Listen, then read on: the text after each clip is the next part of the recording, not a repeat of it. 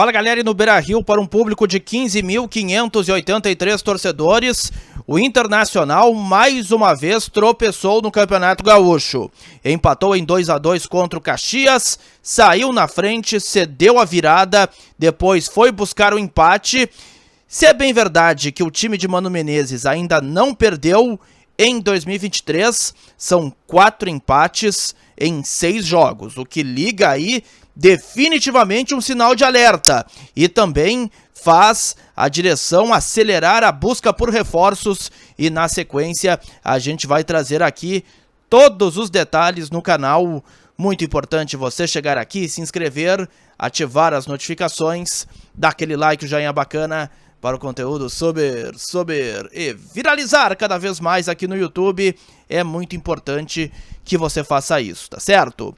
Bom, a grande verdade é que eu gostei aí da escalação colocada pelo técnico Mano Menezes em campo. Um time bem equilibrado e sem maiores surpresas, com Kehler, Bustos, Rodrigo Moledo, Vitão e René na lateral esquerda. Meio de campo de Johnny, Depena, Alan Patrick e Maurício, na frente Wanderson e Pedro Henrique. Tanto é que, pelo menos na minha avaliação no primeiro tempo, o Inter fez um ótimo jogo. Começou pressionando, criando oportunidades através, especialmente do Pedro Henrique. Teve também um chute do Wanderson perigoso. E o Colorado que abriu o placar a 24 do primeiro tempo, em um erro de bola da saída do Caxias, em que o Bustos recupera, toca no Pedro Henrique, ele sai de uma condição de impedimento, invade a área e chuta de perna esquerda. Aliás, sobre isso um rápido adendo.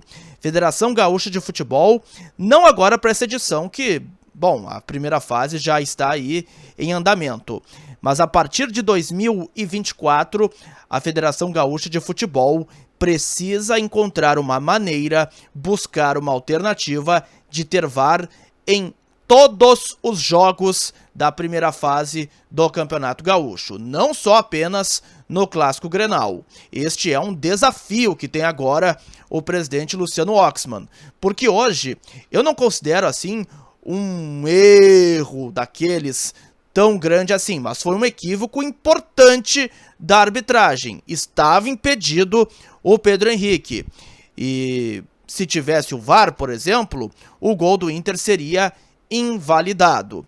Mas, apesar do gol, que eu, repito aqui, considerei irregular, o Inter teve uma boa atuação no primeiro tempo.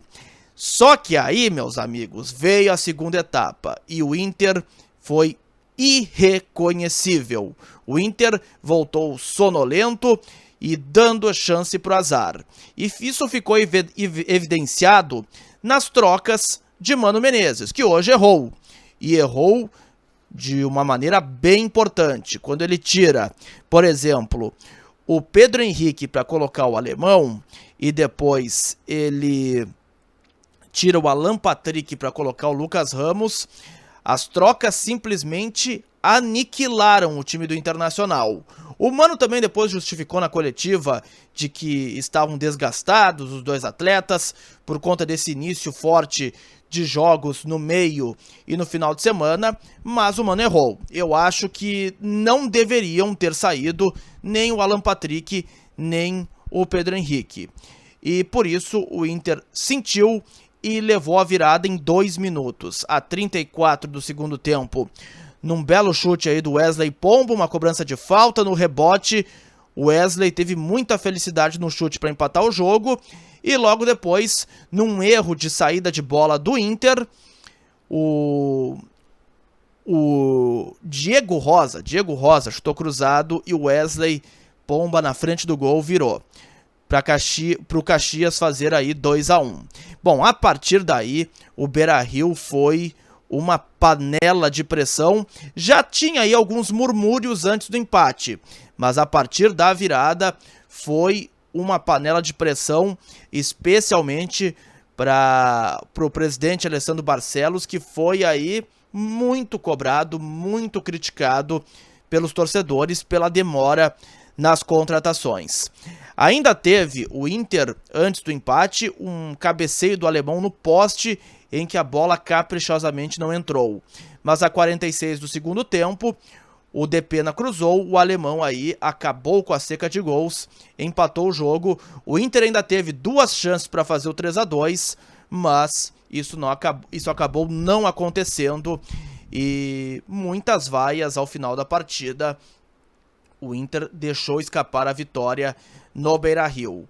Para efeitos de tabela, para a classificação às semifinais do Campeonato Gaúcho, o Inter ainda segue bem encaminhado, apesar de uma distância considerável para o Grêmio, que hoje é de 5 pontos, pode ser de 8 se o tricolor derrotar o Juventude nesta quinta-feira lá no Alfredo Jaconi. Só que o Inter em 6 jogos ele tem 4 empates e 2 vitórias. E isso o Inter precisa abrir o olho, porque o primeiro critério de desempate é o número de vitórias. Então o Inter precisa, para ontem, começar a aumentar esse número e terá a chance contra o Brasil de Pelotas, sábado, no Bento Freitas. Eu acho que é consenso entre todos aqui que me acompanham no canal que o Inter precisa de reforços. E se o empate de hoje não é suficiente para direção através de Alessandro Barcelos, Felipe Becker, William Thomas, para acelerar esse processo, eu não sei mais o que precisa acontecer, porque o Inter precisa de um centroavante, de um camisa 9. Isso é mais do que urgente. Precisa, na minha avaliação também, de mais um atacante de lado, quando o Pedro Henrique e o Wanderson tiverem aí algum tipo de desgaste. O Inter precisa de um jogador para essa função extrema e também um meio-campista, um reserva, especialmente para Alan Patrick. E que também, claro, eleve a qualidade do time. As carências, elas estão bem evidenciadas. E isso hoje, mais uma vez, ficou muito claro. Agora a direção precisa buscar essas peças no mercado e precisa acelerar esse processo. Mano Menezes, após a entrevista, ele assumiu a responsabilidade por este momento. Eu até achei que o Mano... Eu não achei que o Inter jogou bem durante todo o tempo. Concordo na parte em que no primeiro tempo o Inter fez aí um jogo aceitável. Eu gostei do Inter no primeiro tempo, repito. Mas a segunda etapa foi muito ruim. O Inter voltou muito abaixo. E eu também penso que com o grupo atual que o Inter tem, o time pode jogar mais. Tem muitos atletas que estão deixando a desejar. Como, por exemplo, Rodrigo Moledo não está bem na zaga. E se ele demora muito para pegar o ritmo, então que faça um condicionamento físico à parte e depois retome a melhor das suas condições. Se bem que o Moledo ele vai retornar para a reserva porque o Gabriel Mercado está próximo de voltar. Johnny, muito mal o volante do Inter. Nem de longe lembro o jogador que terminou muito bem em 2022. Maurício, outro exemplo, jogador de muitos altos e baixos, muita irregularidade. Tem partida que ele joga muito, tem outras que ele vai muito abaixo. Precisa ser mais regular o Maurício. E o Wanderson até agora, olha, com todo respeito, o Wanderson, ele tá jogando muito pouco em 2023. Tá na hora também de render mais. Tá na hora e precisa também ser cobrado por isso. Assim eu vi Inter 2, Caxias 2 no Beira-Rio. Carências escancaradas. Direção precisa ir às compras e reforçar o time, apesar também de eu achar que esta equipe colorada pode render muito mais do que vem apresentando até agora no Campeonato Gaúcho. Gostou do vídeo? Dá aquele like, aquele joinha bacana. Grande abraço a todos.